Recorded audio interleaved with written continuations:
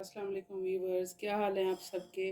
दुआ और उम्मीद यही आप जहाँ कहीं भी होंगे खुश और मज़े में होंगे।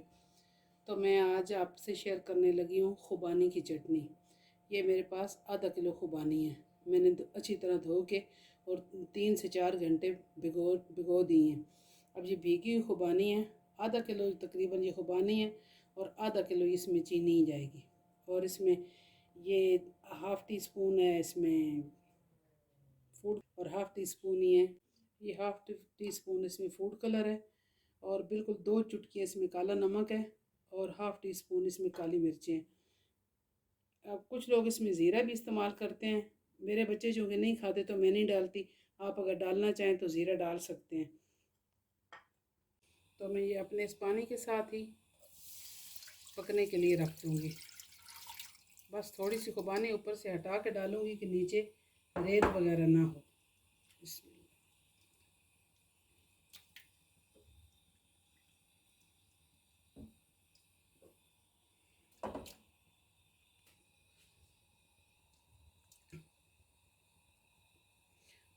जी तो गाइस, ये मैंने डाल दिया। ये इसी पानी में मैंने भिगोई थी, वही पानी मैंने इसमें डाला है। ये थोड़ी सी पक जाएगी, फिर इसमें चीनी डालेंगे। जो चीनी पानी छोड़ेगी, तकरीबन इतनी पतली ये चटनी रखनी है। तो आप चाहे तो पक जाए तो ग्राइंड कर लें। ज़्यादा पकाने से वैसे ये खुद भी घुल जाती हैं, लेकिन मैं नहीं ग्राइंड करूँगी।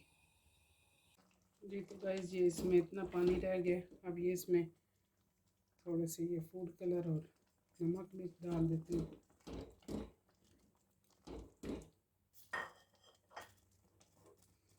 और ये चीनी शामिल कर देते हैं।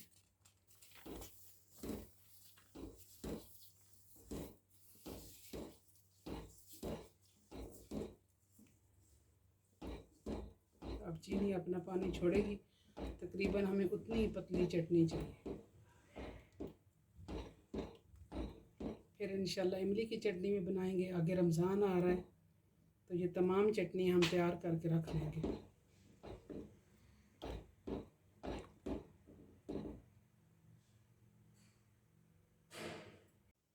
अब जैसे ये थोड़ा सा इसमें बॉयल आएगा, पकेगा, तो उतनी हमें चटनी पतली चाहिए। तो बस फिर इसे ग्राइंड कर लें। ये तो गाइस, ये मैंने बाउल में डाल ली है। अब मैं उसे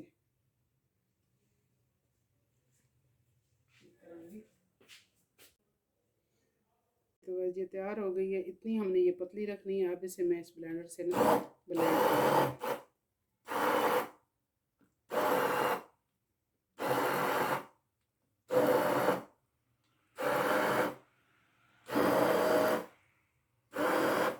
अगर आप इसमें थोड़े से चंक्स रखना चाहते हैं तो रख भी सकते हैं। बिल्कुल फाइन ब्लेंड करनी है तो भी कर सकते हैं।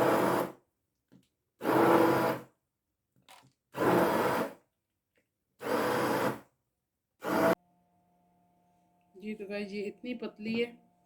आप इसे मज़ीद जब इस्तेमाल करने लगें उस टाइम भी इसे पतला कर सकते हैं और इस स्टेज पे भी इसे पतला रख सकते हैं, लेकिन इतनी थिकनेस इसमें सही रहती है। ये फिर ज़्यादा पानी होने से ख़राब होने का अंदेशा होता है। ये चटनी ख़राब नहीं होगी। तो जब आप इस्तेमाल करने लगें, अगर आपको पतली चाहिए तो थोड़ी सी उसी टाइम पानी डाल के और पका के इस्तेमाल कर सकते हैं, जितनी आपको चाहिए हो। तो बहुत मज़े की चटनी बनी है।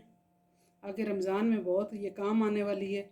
तो ज़रूर ट्राई कीजिएगा। अपना बहुत ख्याल रखिएगा, दुआओं में याद रखिएगा। ओके, अल्लाह हाफिज़।